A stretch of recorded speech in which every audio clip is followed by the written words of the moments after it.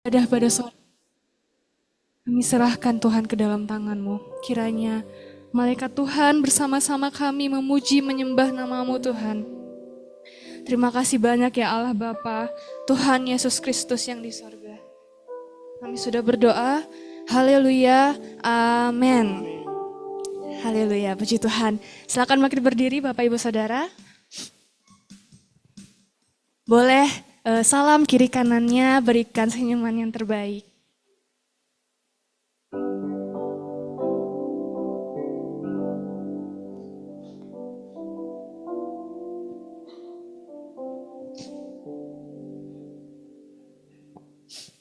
Oke, kita mau angkat pujian kita, Ku Mengasihi Tuhan. Dengan segenap hatiku, mari kita bertepuk tangan bersama-sama.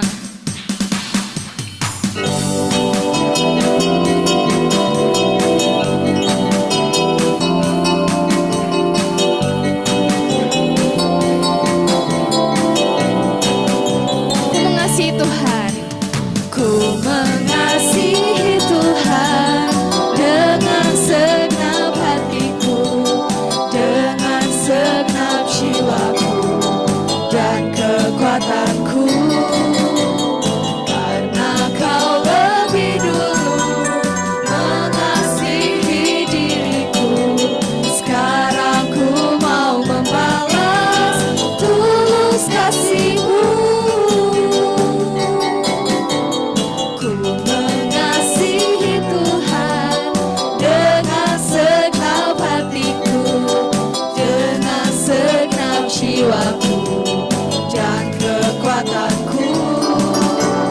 Karena Kau lebih dulu mengasihi diriku, sekarang ku mau membalas tulus kasih-Mu.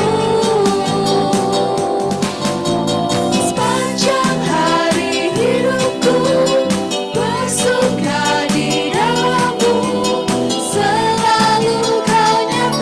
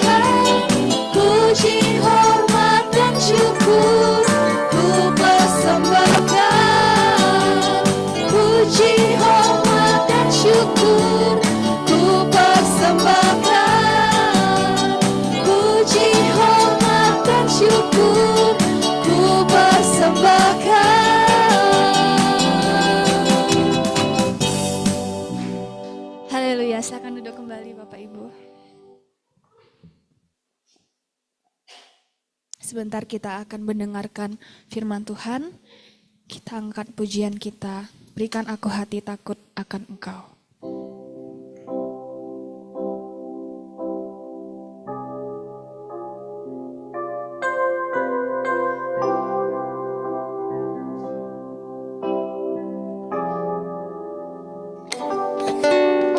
Berikan aku hati takut akan Engkau Tuhanku. Perhatikan firman-Mu setiap hari.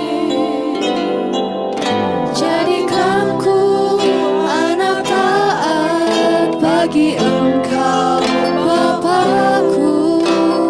Tuhanku mau patuhi. Berikan aku hati peka.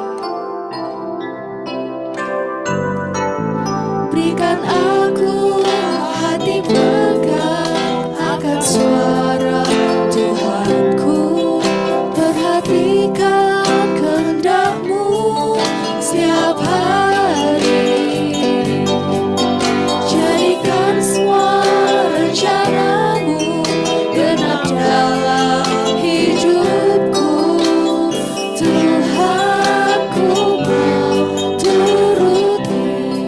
Ku ingin berkenan, ku ingin berkenan selalu di hadapan-Mu, menjadi pribadi seperti yang Kau inginkan.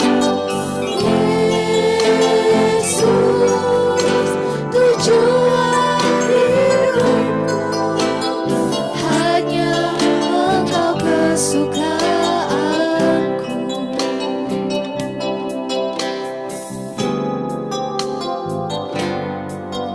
Berikan aku hati takut akan Engkau Tuhanku. Perhatikan firman-Mu setiap hari. Jadikanku anak taat bagi Engkau Bapa-Ku. Tuhanku mau patuhi. Berikan aku hati peka akan suara Tuhanku. Perhatikan kehendak-Mu setiap hari. Jadikan rencana-Mu genap dalam hidupku. Tuhanku mau turuti. Ku ingin berkenan,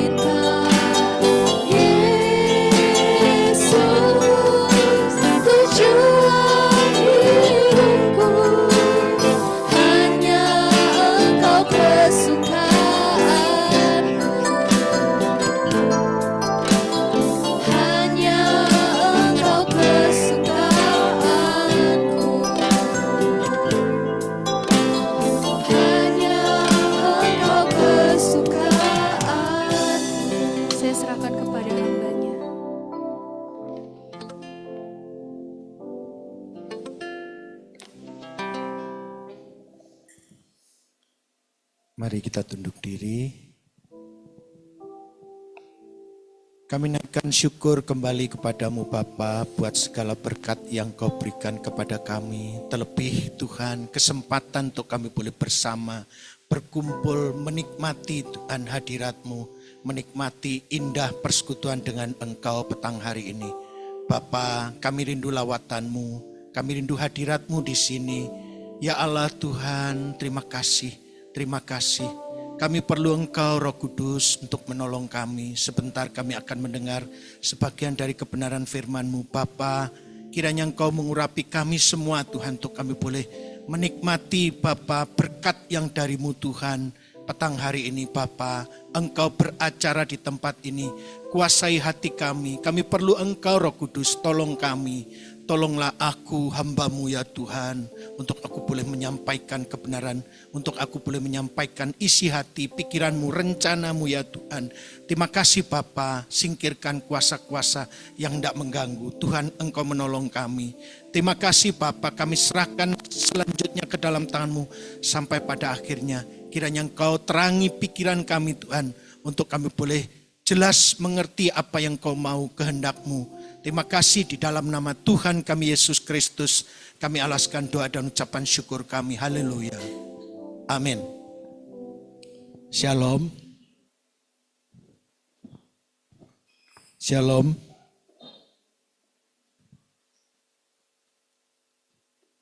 Tambah grogi aku nok Dokter Artono di sini.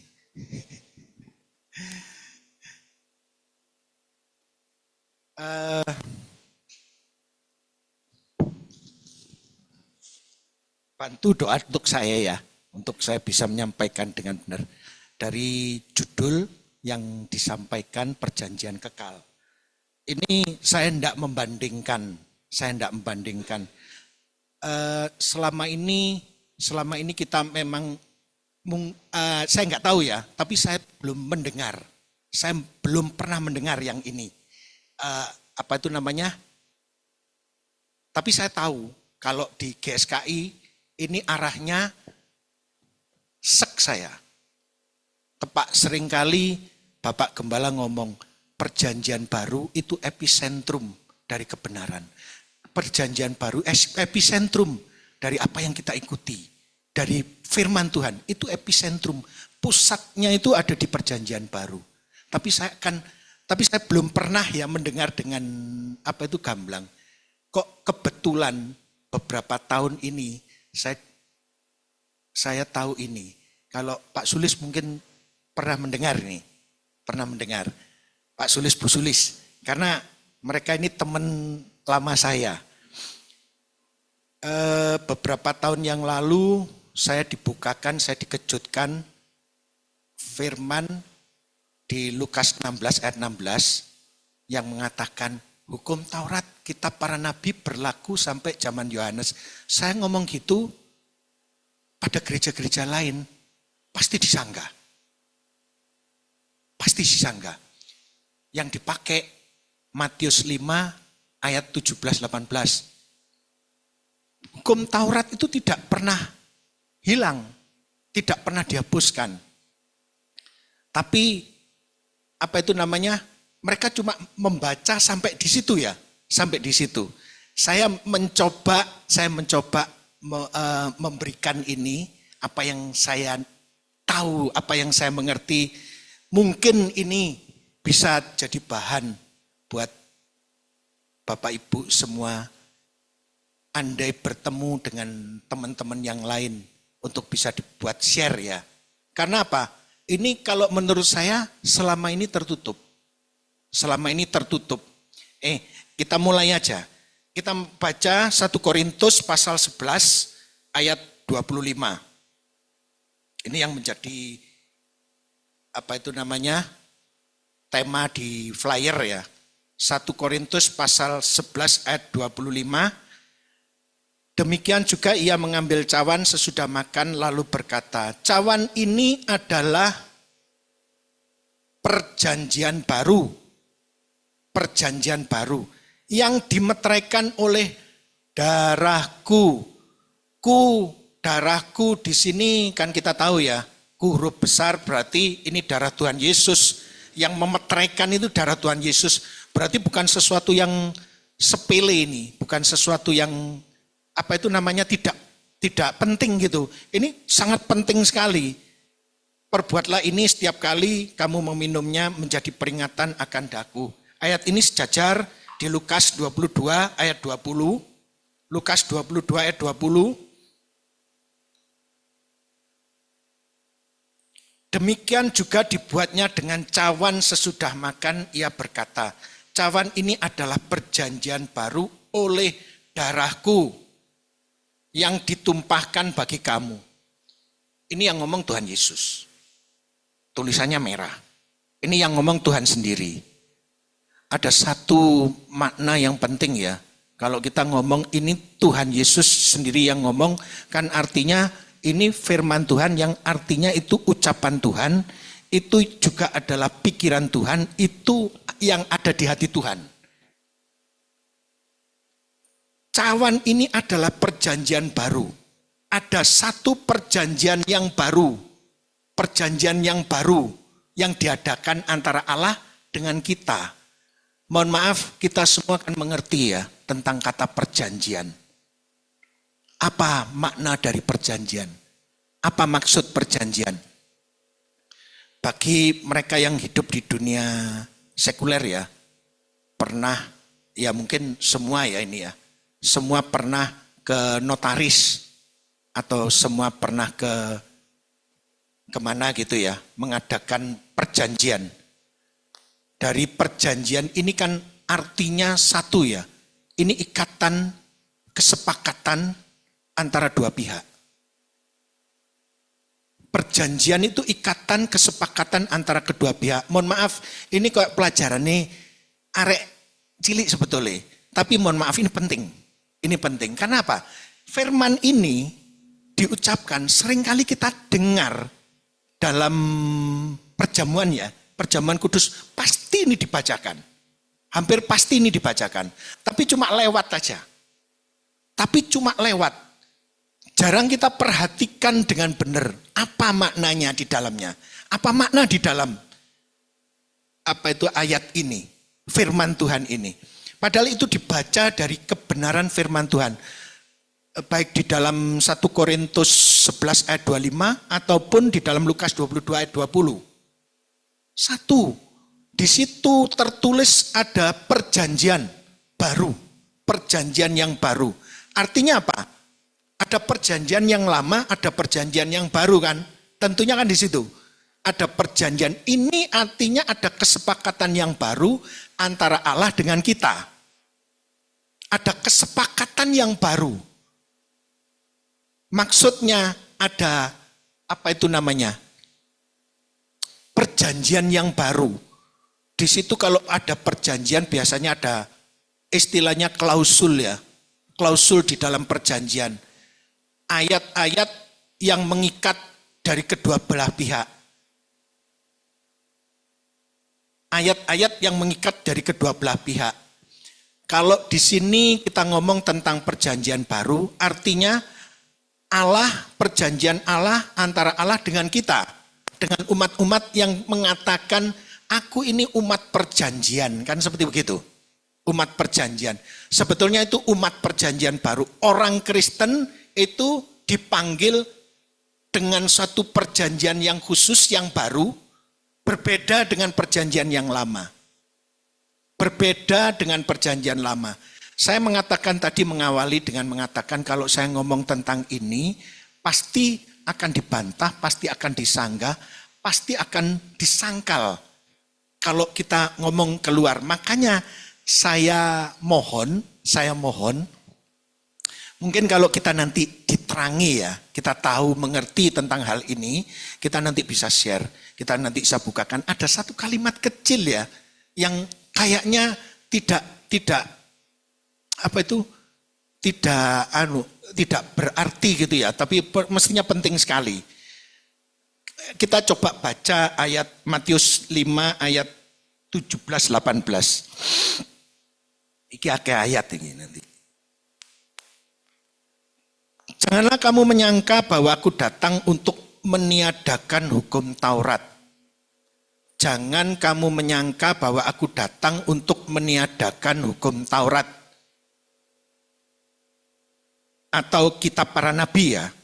Atau kitab para nabi. Aku datang bukan untuk meniadakannya. Melainkan untuk menggenapinya. Ini yang dipakai senjata. Tapi ini nanti blessed. Kalau menurut saya. Terus ayat 18. Karena aku berkata kepadamu sesungguhnya selama belum lenyap langit dan bumi ini, satu iota atau satu titik pun tidak akan ditiadakan dari hukum Taurat sebelum semuanya terjadi. Sebelum semuanya terjadi. Di sini saya mau menerangkan, ini enak itu nggak cara Jawa. Enak nggak cara Jawa. Ayat 17. Jangan kamu menyangka ojo ngiro. Jangan kamu menyangka bahwa aku Tuhan Yesus datang untuk meniadakan hukum Taurat. Atau kitab para nabi. Ojo nyongko nek aku teko iki untuk meniadakan, untuk menghapus hukum Taurat dan kitab para nabi. Kan seperti begitu. Aku teko duduk untuk ngilangno, tapi aku teko untuk menggenapi. Menggenapi itu kalau saya mengartikan itu jangkepi, menggenapi. Memang artinya nanti hukum Taurat ini enggak hilang, tapi digenapi, dilengkapi, disempurnakan seperti begitu. Tapi ini, lanjut aja dulu, ayat 18 ya. Karena aku berkata kepadamu, sesungguhnya selama belum lenyap langit dan bumi ini, satu iota, satu titik, satu tanda di di bahasa Ibrani ya, itu yang sebetulnya kecil sekali artinya, itu tidak akan lenyap. Tapi di sini ada satu kalimat, mohon diperhatikan yang terakhir. Kalimat yang terakhir. Ini penting banget. Ini penting banget. Sebelum semuanya terjadi. Artinya apa? Ada durasi waktu. Ada durasi waktu dari berlakunya ini. Semisal ini, mohon maaf, STNK, itu ada durasinya, ada waktunya, ada masa berlakunya. Berlakunya sampai tanggal sekian, sampai tanggal sekian. Lah ini masih belum dikatakan, belum disampaikan. Sebelum semuanya terjadi. Kalau semuanya sudah terjadi kan artinya ini kan sudah tidak berlaku lagi. Hukum Taurat dan kitab para nabi. Artinya bukan tidak berlaku ya, tapi ini artinya masa itu sudah selesai dan yang kemudian ini ketentuan yang sudah diubah tadi itu, yang sudah dibarui, yang sudah disempurnakan itu tadi. Lah, ini kemelesetan ini seringkali dipakai senjata oleh orang-orang yang punya teologi kemakmuran, prosperity theology. Saya hafal banget. Coba, mohon maaf ya, makanya jangan sembarangan percaya. Maaf, saya tidak sedang menyerang siapapun ya. Tapi coba kita teliti sebuah pengajaran. Apakah itu membangun seseorang untuk lebih lagi dia benar di hadapan Allah, lebih kudus, lebih berkenan, lebih setia, lebih mencintai Tuhan. Ini kalau saya mengatakan seperti begitu. Jadi bukan cuma enak didengar ya. Wah, itu nek khotbah enak. Bukan cuma itu. Maknanya hati-hati kalau itu malah jadi racun. Hati-hati kalau itu malah membuat kita menjadi lemah, membuat kita tidak kuat. Karena apa? Di dalam prosperity theology, ya tentu kan tidak diakui oleh mereka yang menganut paham ini ya. Gereja-gereja yang menganut paham ini. Mereka tidak mengakui kalau mereka itu menganut seperti begitu. Tapi satu ciri yang paling tegas, satu ciri yang paling jelas, mereka akan lebih banyak mengadopsi ayat-ayat di dalam perjanjian lama. Ayat-ayat, karena di situ memang tertulis ya, Dan itu saya tahu itu memang firman Tuhan. Perjanjian Allah, perjanjian lama itu juga firman Tuhan. Perjanjian antara Allah dengan bangsa Israel. Tapi kalau kita mau jadi pembeda, karena kita itu sekarang hidup di zaman perjanjian, kita tentunya harusnya tahu bahwa itu ayat-ayat itu, hukum-hukum yang ketentuan-ketentuan, ada beberapa yang harusnya tidak sembarangan kita pakai, kita pergunakan untuk kehidupan kita sekarang ini. Semisal, apa itu namanya, kata-kata yang membuat kita itu berharap untuk kenyamanan hidup di dunia, itu jelas kalau kita mencari di perjanjian baru sulit. Bahkan nggak nemu. Makanya kalau menurut saya jadi Kristen itu bukan gampang ya, tetapi sulit. Maaf, balik. Perjanjian lama dan perjanjian baru yang menjadi pembeda tujuan. Yang menjadi pembeda itu apa namanya? Ukuran. Ukuran juga tujuan. Kalau perjanjian lama itu perjanjian Allah dengan bangsa Israel, dengan yang paling penting, yang paling banyak yang menjadi acuan itu Taurat, ya, yang diturunkan ke Musa, yang diturunkan kepada bangsa Israel melalui Musa, itu dari 10 hukum Taurat, kemudian dijabarkan selanjutnya menjadi 613 kalau nggak salah. Betul Pak Artano? Ya, 613 menjadi ketentuan yang seperti begitu. Menjadi 613 ketentuan. Padahal itu sebetulnya apa itu ayat-ayat untuk bangsa Israel, bangsa budak yang masih baru keluar dari penjajahan. Ingat, itu bukan seperti bangsa yang sekarang ini ada. Ingat, kalau kita nginget ya, zamannya Diponegoro tahun 1800-an ya. Tahun 1800, baru 100-200 tahun kita melihat ya, Diponegoro itu seperti begitu. Kebanyakan orang, waktu saya kecil aja, gak usah ado-ado wis. Waktu saya kecil, kebanyakan orang itu kalau di desa-desa itu pasti, mohon maaf, telanjang dada. Gak lanangi, gak wedoi. Saya dari desa. Saya terlahir dari desa. Jadi itu lumrah, itu umum. Apalagi ini ya kalau kita mengingat itu baru 100-200 tahun, ya beberapa puluh tahun yang lalu.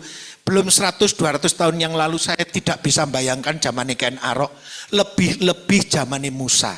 Yang itu adalah 2000 tahun sebelum Tuhan lahir. Bisa dibayangkan seperti apa zaman itu. Makanya kalau menurut saya Allah itu super sempurna. Allah itu super sempurna. Jadi gak seketika sak konyong-konyong waktu itu diberikan ketentuan hukum seperti sekarang, seperti saat ini. Pasti gak akan mungkin. Makanya diturunkan Taurat, kemudian nabi-nabi melengkapi dengan perjumpaan mereka dengan Tuhan, disampaikan melalui ketetapan-ketetapan itu, akhirnya akan turun seperti begitu. Itu pun tidak mungkin mereka bisa lakukan, bangsa Israel tidak bisa lakukan dengan benar. Seperti begitu. Perjanjiannya perjanjian daging. Perjanjiannya perjanjian duniawi. Artinya apa? Tunduk sama Taurat, ikuti Taurat, kamu akan sampai kepada Kanaan, negeri yang berlimpah susu dan madu. Seperti begitu. Jadi artinya apa? Daging mereka, itu yang mereka butuhkan waktu itu. Masih seperti begitu. Masih seperti begitu. Jadi, perjanjian Allah dengan bangsa Israel waktu itu diturunkan untuk itu, membuat bangsa ini memiliki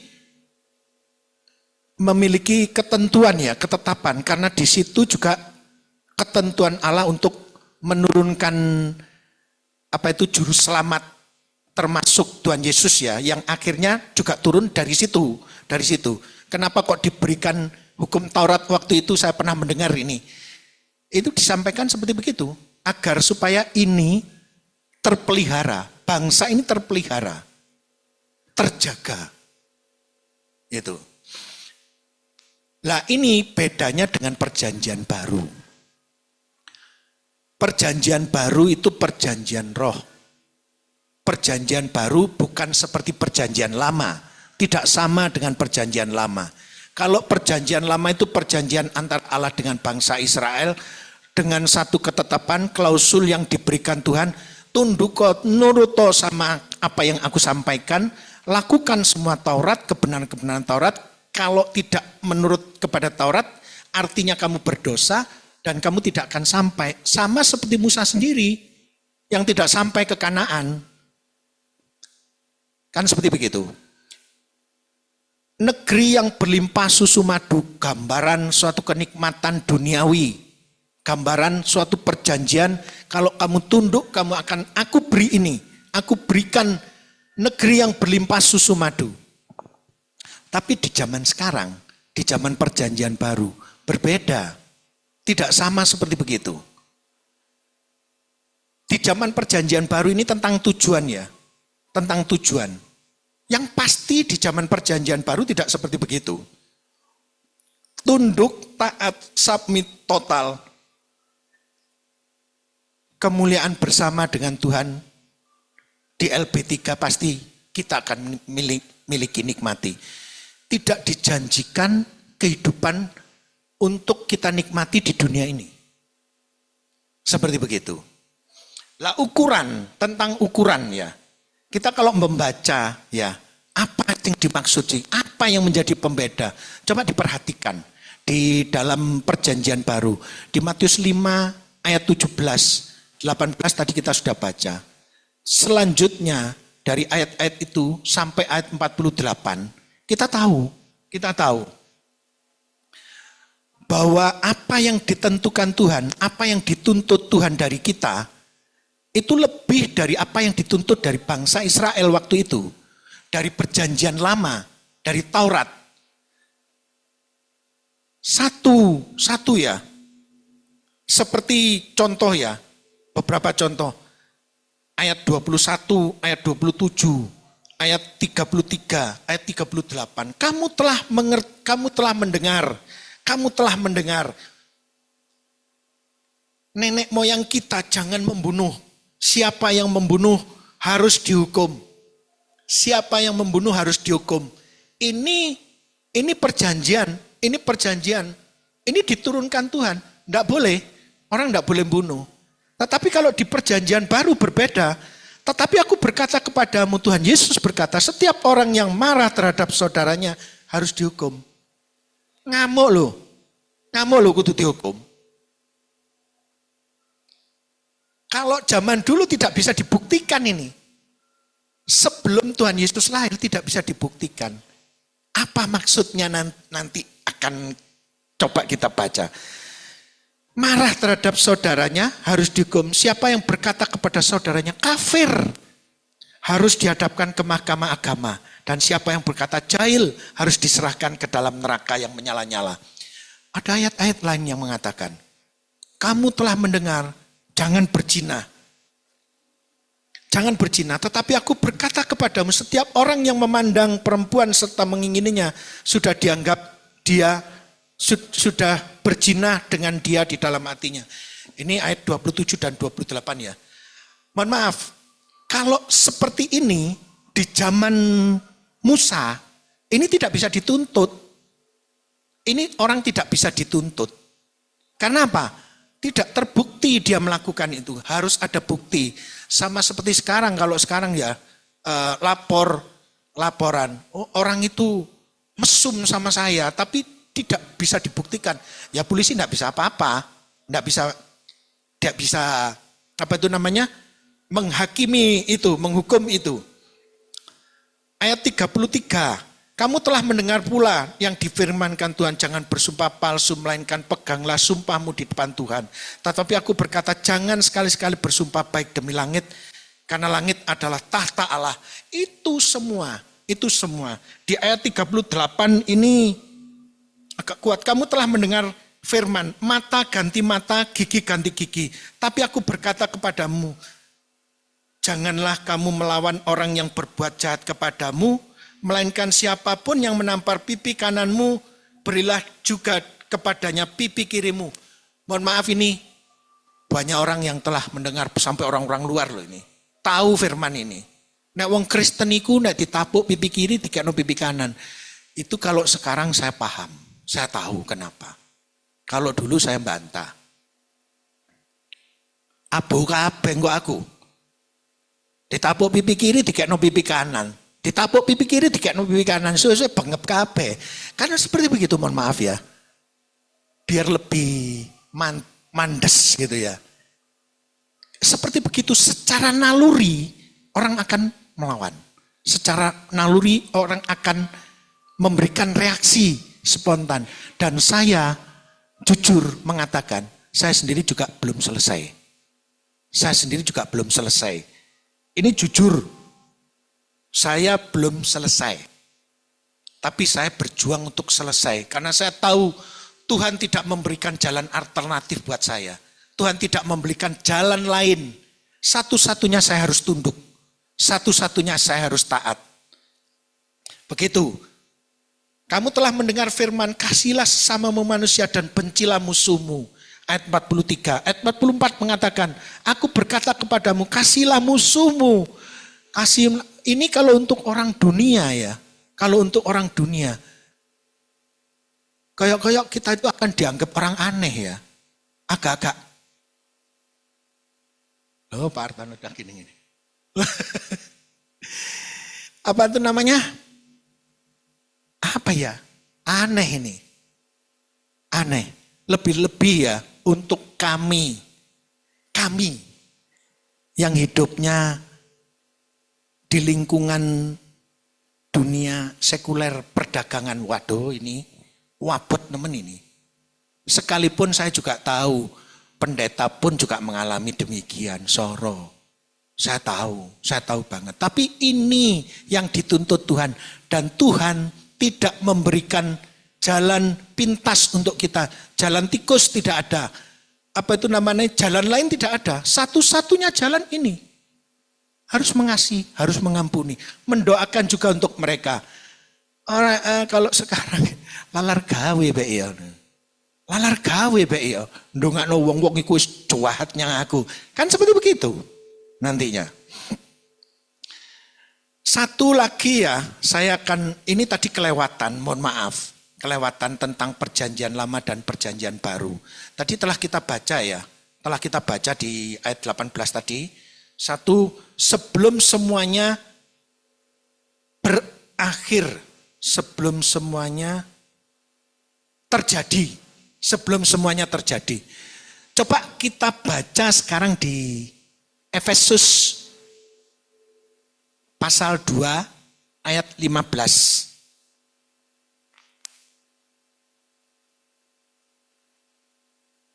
Nah ini gongnya, ini sebetulnya yang menjadi senjata untuk kita. Bukan kita mau berperang ya, tapi kita mau menyampaikan kasihan yang tertutup. Banyak sekali mereka yang tertutup nih masih seperti begini. Sebab dengan matinya Tuhan Yesus nih. Nya huruf besar, dengan matinya sebagai manusia ia telah membatalkan hukum Taurat dengan segala perintah dan ketentuannya untuk menciptakan keduanya menjadi manusia baru, satu manusia baru di dalam dirinya, dan dengan itu mengadakan damai sejahtera. Sebab dengan matinya ia telah membatalkan hukum Taurat. Dengan matinya Tuhan Yesus, hukum Taurat itu dibatalkan. Itu durasi waktu sebelum semuanya terjadi. Seperti tadi itu, saya juga diserangi itu. Di Lukas 16 ayat 16, kan sebelum saya tahu ini, sebelum saya dibukakan juga dengan Matius 5:18 tadi, sebelum semuanya terjadi, dan ini, sebab dengan matinya sebagai manusia telah membatalkan hukum Taurat. Ini kan, makanya kalau baca Alkitab ya, ojo balapan. Nanti nggak dapat apa-apa, rugi. Kalau, mohon maaf, kalau Kalau di sini kita membaca enggak ngerti, bahasa Jawanya itu mbocai. Kano gunane. Begitu. Satu tadi ketentuan ya di Matius 5:18 itu sebelum semuanya terjadi dan terjadinya di situ. Di situ. Sebab dengan matinya sebagai manusia itu telah membatalkan hukum Taurat dan dengan segala perintah dan ketentuannya. Sama seperti di Lukas 16 ayat 16 sebetulnya. Itu cuma waktu, tempo. Mungkin memang ayatnya enggak sama. Hukum Taurat dan kitab para nabi berlaku sampai zaman Yohanes. Hukum Taurat dan kitab para nabi itu berlakunya sampai zaman Yohanes. Yang dimaksud Yohanes Pembaptis ya. Yang dimaksud Yohanes Pembaptis waktu itu.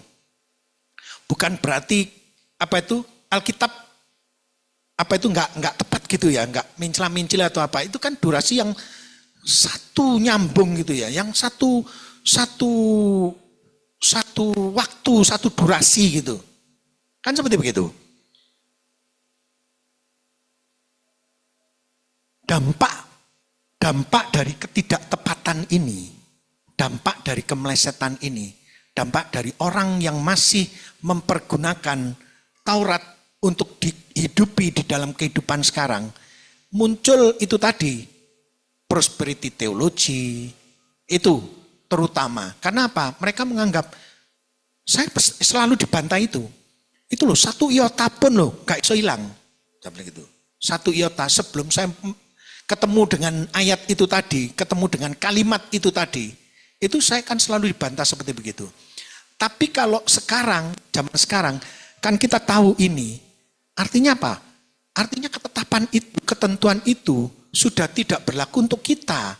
Ukuran itu bukan ukuran untuk kita. Jelasnya seperti begitu. Ukuran semisal, kamu jangan membunuh. Kamu membunuh ya orang lain juga tidak boleh membunuh. Tapi kalau kita apa? Kita lebih lagi dari itu. Jangan benci orang, jangan marah.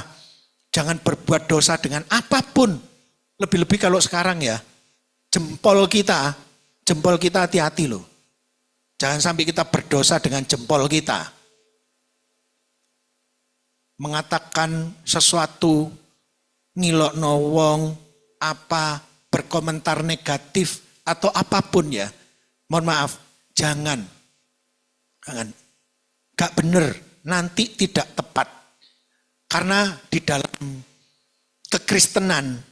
kekristenan, kata dosa itu sendiri adalah hamartia yang artinya meleset, gak tepat, cuman meleset. Berbeda dengan di orang Yahudi ya, bangsa Israel. Kalau zaman perjanjian lama, dosa itu syub, bahasa Ibrani artinya melanggar hukum Taurat, pelanggaran hukum Taurat. Tapi kalau sekarang itu cuma hamartia loh, meleset. Jadi apa yang ditentukan Tuhan, sasaranmu itu, titik itu, kamu harus seperti begitu, kamu harus ke sana, tapi melenceng sedikit. Melenceng sedikit itu kalau di sini, nanti tutuke waduh sana itu ya, melencengnya waduh, gak tutuk, gak tepak wis. Kan gitu. Dampaknya itu mindset kita salah. Mindset kita salah. Paradigma kita salah. Juga nanti motif kita mengikut Tuhan juga salah. Ini yang paling krusial, ini yang paling membebani ya. Pikiran kita kalau kita benar-benar mencintai Tuhan, kita menginginkan Tuhan bahagia kalau umatnya ini benar-benar tahu, benar-benar ngerti, mengenal dia dengan baik, dengan benar.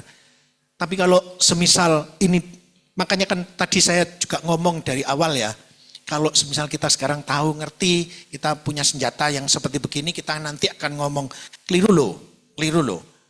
Saya punya kakak, itu begitu, di sana Pasuruan.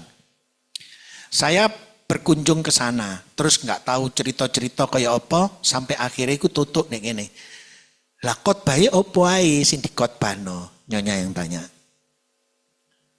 Wapal karena dia itu orang baru. Kakak saya itu masih pengikut baru, Kristen baru. Ya. Wah wis Mazmur, pokoknya Mazmur, wapale Mazmur tok. Kayak gitu. Dan ini kan menyedihkan. Ini kan nantinya orang tidak punya greget yang benar di dalam kekristenan. Dalam kekristenan, seluruh hidup kita itu adalah milik Tuhan. Dalam kekristenan itu, nyawa kita itu loh, itu milik Tuhan. Kamu telah dibeli, harganya telah lunas dibayar. 1 Korintus 6 ayat 20, 1 Korintus 7 ayat 23. Kamu telah dibeli, harganya telah lunas dibayar. Muliakanlah Allah dengan tubuhmu. Muliakanlah Allah. Jadi itu nantinya. Nah kalau kita ngomongnya tentang Mazmur, tentang Amsal, Yesaya, sulit kita mau ngomong seperti begini. Karena apa? Perjanjian Allah dengan kita itu berbeda dengan perjanjian Allah dengan bangsa Israel. Kalau kita mau ngomong, sekarang mau ngomong apa? Wong perjanjian tujuannya sudah berbeda. Klausul yang ditentukan juga berbeda. Juga berbeda. Tapi saya mau mengatakan begini, percaya sama saya ya. Kalau Alkitab ini memang benar-benar ini firman Tuhan, benar-benar perkataan Tuhan. Dan percaya sama saya, Tuhan memang tidak pernah berbohong ya. Dengan apa yang disampaikan, apa yang difirmankan. Kalau tentang pemeliharaan yakin, pasti Tuhan akan memelihara. Tuhan tidak akan, seringkali nih Pak Eras ngomong ini, tidak akan permalukan umatnya. Seringkali Tuhan, Pak Eras ngomong seperti begitu. Kalau saya mau ngomong, kan ayatnya ada. Burung pipit, 2 ekor seduit, dia pelihara. Bunga bakung, itu didandani lebih dari Salomo. Lebih dari Salomo, kan seperti begitu. Jadi janji Tuhan. Ojo dipermasalahkan janji Tuhan. Yang kita permasalahkan diri kita sendiri dulu. Bagaimana kita memenuhi klausul kita. Klausul perjanjian kita dengan Tuhan. Dalam, saya nggak hafal ya yang punya metanoia ya. Saya ingat punya pusat ya. Yang tentang pilar gereja itu. Kekudusan, LB3, tanggung jawab. Saya hafal itu. Dan itu memang itulah yang menjadi dasar. Yang menjadi asas. Yang menjadi landasan. Itu yang mestinya kita persoalkan di dalam diri kita. Kekudusan, langit baru, bumi baru. Jangan berharap untuk mendapatkan kenyamanan hidup di bumi. Juga LB3 ya. LB3. Tanggung jawab. Tanggung jawab dengan kehidupan yang sementara dijalani. Sebagai apapun, setiap kita mempunyai panggilan yang berbeda-beda. Setiap kita mempunyai peran yang berbeda-beda. Tuhan menciptakan setiap kita itu unik. Nah ini Pak Dokter tahu ini. Unik, tidak ada satu orang pun yang mempunyai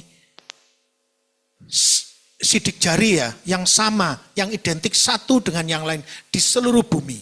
Tidak akan pernah ada. Mungkin ada yang lain, mungkin kalau sekarang kornea mata ya. Itu tidak ada pernah yang sama. Satu yang saya baca artinya orang itu diciptakan menurut pribadi-pribadi dan Tuhan mempunyai rancangan atas pribadi-pribadi. Panggilan atas pribadi-pribadi. Penuhi panggilan itu, lakukan semua untuk kemuliaan Tuhan. Bagi kita yang kita tunggu cuma satu. Kehidupan kekal kita di langit baru, bumi baru. Kalau di ini ayat sangat terkenal ya, sampai keluar. Yohanes 14 ayat 6. Akulah jalan kebenaran dan hidup, tidak seorang pun sampai kepada Bapa kalau tidak melalui aku. Sampai ketemu dengan Bapa, di rumah Bapa kalau tidak melalui Tuhan Yesus. Itu satu-satunya jalan. Itu satu-satunya jalan. Jangan bilang ke surga ya. Berbeda lagi nanti esensinya di situ. Artinya, panggilan ini luar biasa. Panggilan untuk menjadi orang percaya itu sangat luar biasa. Sangat mulia. sangat agung dan rugi kalau tidak diperjuangkan. Panggilan ini istimewa banget dan tidak banyak sebetulnya. Kalau saya ngomong gini, banyak yang dipanggil, tapi sedikit yang dipilih. Banyak yang dipanggil, panggilan itu melalui firman Tuhan, melalui Alkitab, tapi sedikit yang dipilih. Mereka yang meresponi, sedikit mereka yang meresponi itu. Untuk kita yang tahu kebenaran, yang mengenal kebenaran, saya rasa rugi banget ya kalau tidak meresponi. Mohon maaf, saya tidak sedang nyerang siapapun. Saya nggak kepintaran, karena saya juga tidak pernah sekolah di mana-mana. Tapi saya tidak menyerang, cuma saya pengalaman di gereja-gereja itu loh. Saya pengalaman di mana-mana ya, banyak gereja saya pernah ikutin. Itu rugi. Wengi kok poencetai ya. Saya sendiri juga masih berdosa. Saya sendiri masih belum selesai. Saya sendiri masih banyak emosian. Lebih-lebih, waduh, wes ngamuanan di jalan. Ngamuanan di jalan. Lo jujur ini Pak Yaya. Pak Yaya guyu. Ini jujur. Ini pengakuan, apa ini? Pengakuan dosa. Saya kalau di jalan masih sering kali seperti begitu, tapi saya berjuang untuk selesai. Saya tidak mau pulang masih nyimpen ini. Dan satu tips sebelum kita menggerakkan hidup, mengatakan sesuatu, berbuat, mengatakan satu ucapan, berpikir, apa yang ada di dalam hati Tuhan tahu loh. Itu semua tercatat. Dan jempol kita tadi itu, hati-hati. Kita harus pertanyakan, bagaimana reaksi Tuhan dengan itu tadi, dengan gerak hidup kita. Bagaimana reaksi Tuhan dengan itu semua. Kalau kita semisal, marah. Mungkin kalau kita gak mungkin kita mau membunuh orang, kita mau berzina, sudah jauh itu dari kita. Tapi kita masih punya dosa-dosa yang lain. Kemelesetan itu tadi, hati-hati. Tadi dosa itu hamartia. Jangan sampai itu menjadi sandungan kita tidak sampai ke rumah Bapa. Eman, rugi kita.